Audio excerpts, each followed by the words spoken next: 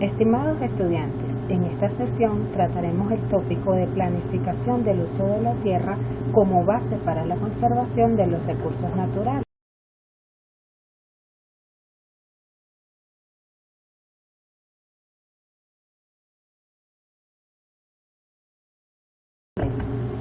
Para esto se tocarán los siguientes puntos: recurso natural, ambiente, conservación, objetivos de la conservación, conceptos básicos, suelo, tierra, unidades de tierra, atributos de la tierra, síntomas e impactos de la presión sobre los recursos de la tierra y la planificación del uso de la tierra.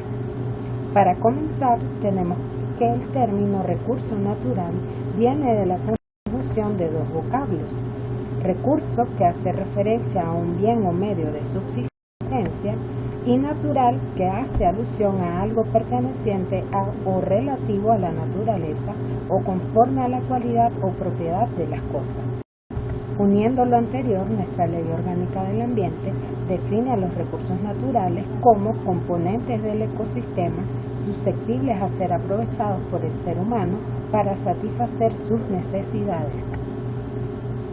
Otra definición básica señala que son todos los dones de la naturaleza: el aire, la tierra, el agua, los bosques, la vida silvestre, la capa fértil del suelo, los minerales, utilizados por la gente para una producción o para el consumo directo. A su vez, los recursos naturales pueden clasificarse en recursos naturales renovables, recursos naturales no renovables y recursos naturales semirrenovables, esto en función al tiempo de recuperación o regeneración del recurso. Conforme a su naturaleza, los recursos naturales se agrupan en recursos biológicos, recursos atmosféricos, paisajísticos, energéticos, hídricos, geológicos y edafológicos. También debemos tener claro que los recursos naturales brindan bienes y servicios ambientales inherentes a los ecosistemas y como resultado de una interacción natural entre componentes de este.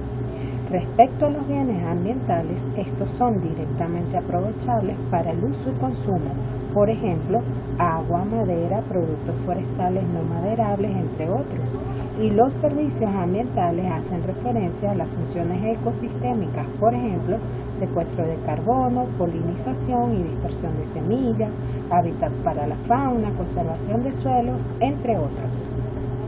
Ahora veamos el concepto ambiente. El diccionario de la Real Academia Española define el término como condiciones o circunstancias físicas, sociales, económicas de un lugar, una colectividad o una época, mientras que nuestra Ley Orgánica del Ambiente lo define como el conjunto o sistema de elementos de naturaleza física, química, biológica o sociocultural en constante dinámica por la acción humana o natural, que rige y condiciona la existencia de los seres humanos y demás organismos vivos que interactúan permanentemente en un espacio y en un tiempo determinado.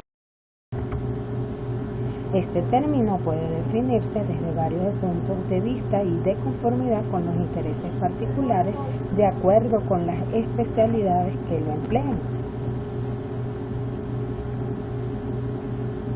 Conforme a esto, el ambiente es el conjunto de variables físico-químicas, biológicas, ecológicas, sociales, culturales y económicas o operacionales que interactúan en un determinado contexto. Internalizados estos conceptos, discutamos ahora qué es la conservación. Algunos autores señalan que es el uso racional de los recursos y el medio ambiente en general,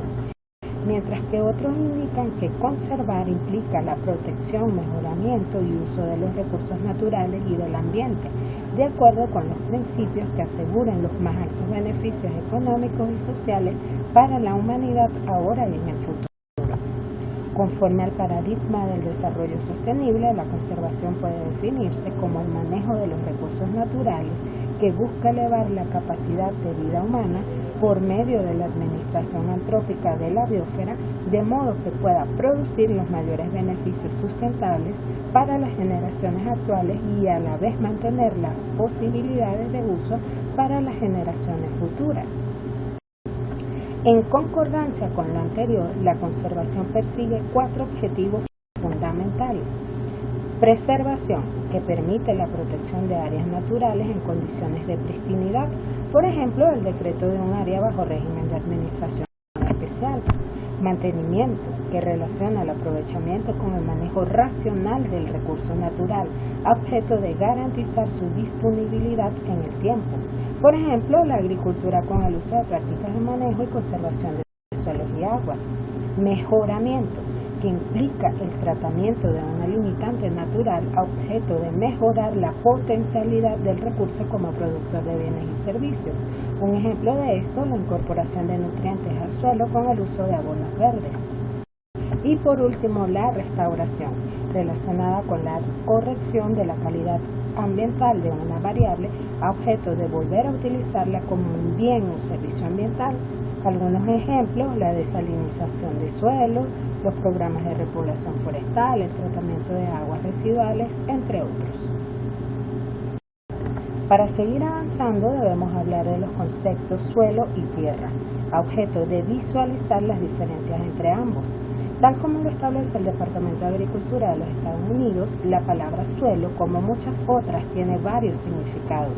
En su significado tradicional, el suelo es el medio natural para el desarrollo de plantas terrestres,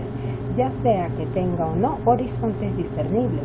Este significado es todavía la forma más común como se comprende la palabra y es el interés principal en el que el suelo centra su significado.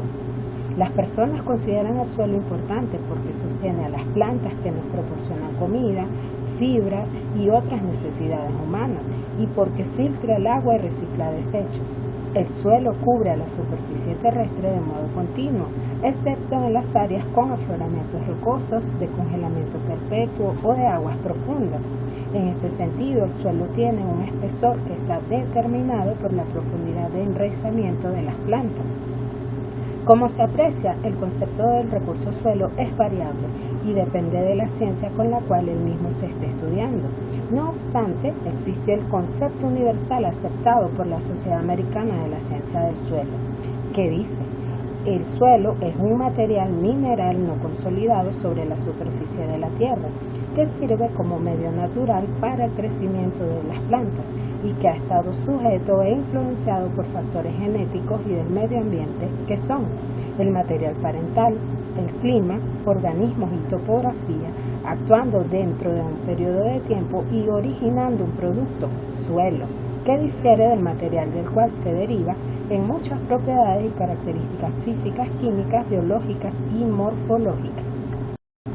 Por otro lado, el concepto global de tierra fue reconocido en la estructura para evaluación de tierras de la FAO en 1976 y fue formalmente descrito en 1995 tal como sigue. La Tierra es un área de la superficie del globo terrestre que se puede delinear abarcando todos los atributos de la biosfera, inmediatamente por encima y por debajo de su superficie, incluyendo el clima en la zona cercana a la superficie, el suelo y las formas del terreno, la superficie hidrológica,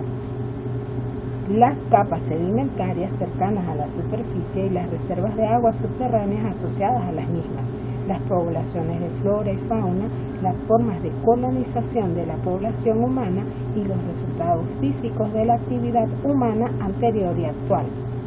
Conforme a esto, se considera a la Tierra como un sistema dentro del cual el suelo es una interfase donde interactúan diferentes partes de aquel: la litosfera, la atmósfera, la hidrosfera y la biosfera. Con base en lo anterior, es necesario definir dos nuevos términos: unidad de tierra, superficie de tierra que posee características y cualidades específicas que pueden ser indicadas en un mapa, y atributos de la tierra, conjunto de propiedades biofísicas variables de la tierra que permiten establecer su condición o estado en un momento determinado.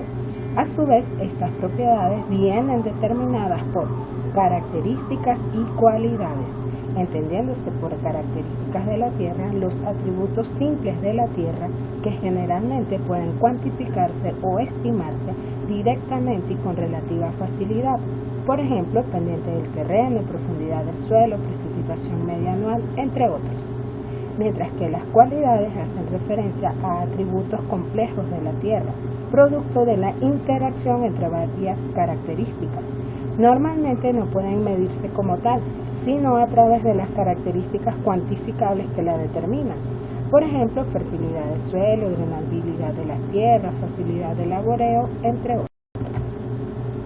Haciendo una analogía entre los términos indicador ambiental e índice ambiental, donde un indicador es una característica de la variable ambiental sujeta a estudio y un índice es la relación entre dos o más indicadores, entonces las características de la Tierra serían un indicador de la Tierra y una cualidad de la Tierra sería un índice de la Tierra.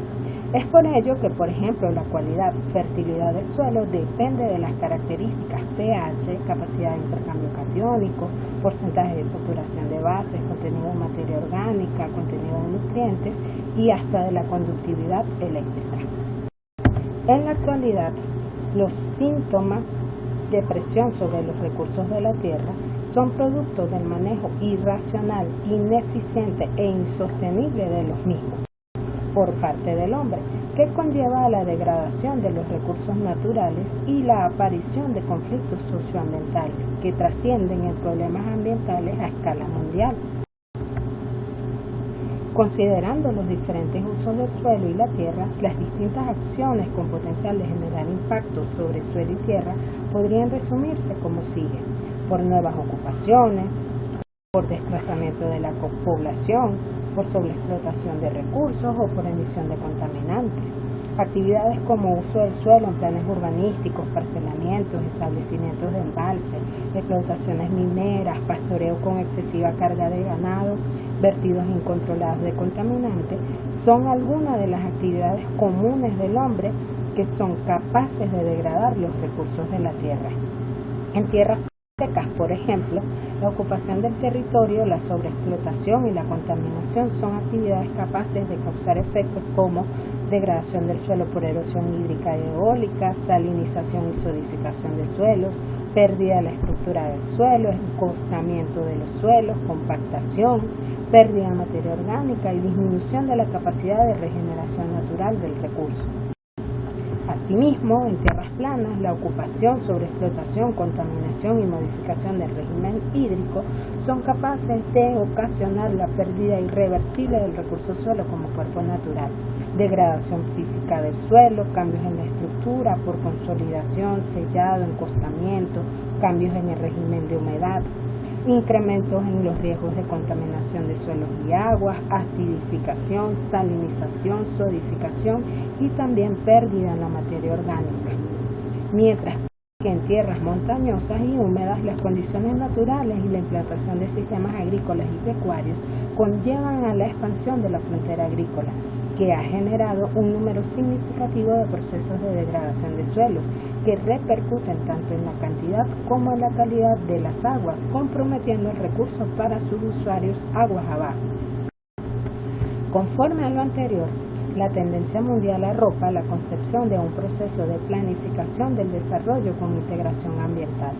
Cada uno de los futuros usos del suelo y de las tierras deberá evaluarse desde el punto de vista ambiental, a objeto de predecir la intensidad de sus posibles impactos ambientales y proponer las medidas de control a las que hubiese lugar. De allí el nuevo paradigma de la planificación de los recursos de la tierra, el cual no es más que un proceso sistemático y reiterado, llevado a cabo de modo de crear un ambiente que favorezca el desarrollo sostenible de los recursos de la tierra y que satisfaga las necesidades de la población y sus demandas. El proceso evalúa las potencialidades y las limitaciones físicas, socioeconómicas, institucionales y legales con respecto a un uso óptimo y sostenible de los recursos de la tierra y autoriza a la población para la toma de decisiones sobre cómo distribuir estos recursos. La planificación integrada para el manejo sostenible de los recursos de la tierra abarca un conjunto de métodos para planificar, una base eficiente y accesible de conocimientos, una plataforma para negociación, instituciones efectivas con nexos establecidos a nivel local, regional y nacional, ambiente favorable y políticas normativas, reconocer los diferentes participantes y sus diferentes objetivos, además de identificar claramente el objetivo y los problemas que deben ser solucionados. De allí que la planificación integrada para el manejo sostenible de los recursos de la tierra contempla la planificación del uso de la tierra como proceso de evaluación sistemática de la calidad de las tierras, de las alternativas para su aprovechamiento sostenido y de las condiciones sociales, económicas y políticas que orientan la selección y adopción de las mejores opciones de uso. Su propósito es seleccionar y poner en práctica aquellos usos que mejor satisfagan las necesidades actuales de la población y al mismo tiempo contribuyan a salvaguardar la base de los recursos naturales para generaciones futuras. Son tres los conceptos fundamentales para comprender el proceso de planificación de uso de la tierra: la capacidad de uso de la tierra, la aptitud de la tierra para un uso específico y la vocación del uso de la tierra. Estos tres conceptos los estaremos discutiendo más adelante en una próxima sesión. Por su atención, mil gracias.